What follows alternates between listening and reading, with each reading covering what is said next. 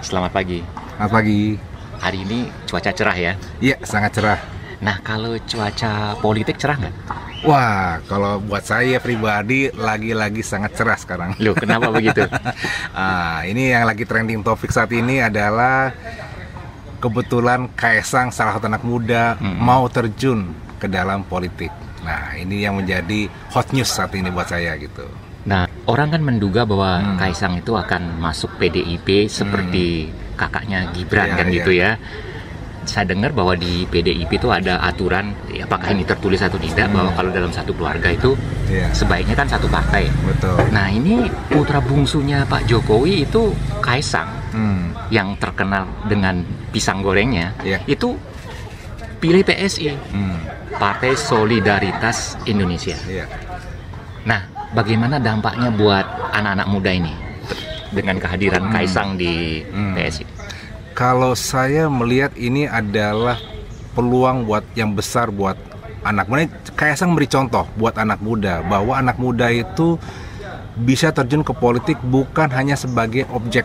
Jadi saya melihat ini sekarang dengan Kaisang masuk, ini Kaisang dan PSI ya itu sedang memberi contoh buat anak-anak muda bahwa anak muda itu bisa loh memberi dampak di dunia politik bukan hanya sebagai objek doang. Selama ini kan anak muda masuk ke dalam partai politik hanya sekedar objek buat pemilik-pemilik partai, orang-orang punya duit. Mereka sebagai objek dijual, nih anak muda ikut, tetapi mereka nggak punya peran apa-apa. Nah, Kaisang masuk ke dalam partai anak muda PSI, itu PSI sedang memberi contoh bahwa anak muda ini bukan hanya jadi objek, tapi menjadi subjek yang bisa punya peran di dalam membangun demokrasi, bisa berpartisipasi dalam membangun bangsa ke depan, aktif ya, bukan sebagai pasif. Nah, ini saya melihat kesempatan buat anak muda, apalagi dengan adanya bonus demografi di tahun 2030 sampai 2045 menuju Indonesia merdeka 100 tahun itu.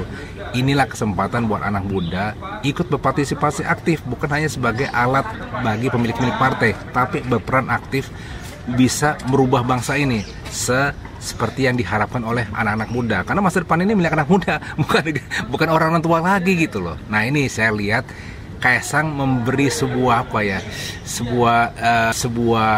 entah kode atau gimana, atau sebuah warna baru, game changer buat politik Indonesia ke depan. Kira-kira setelah Kaisang menjadi ketua umum PSI, arahnya ini bakal dukung Ganjar, Prabowo, atau Anies nih PSI ini, Pak? Kalau PSI akan mendukung Ganjar. Kenapa begitu, Pak? Karena dari dulu dia tuh dekat dengan Pak Jokowi. Ya, jadi dia selalu mendukung PSI, tetap mendukung PDIP. Terutama Pak Ganjar Pranowo akan menjadi RI 1.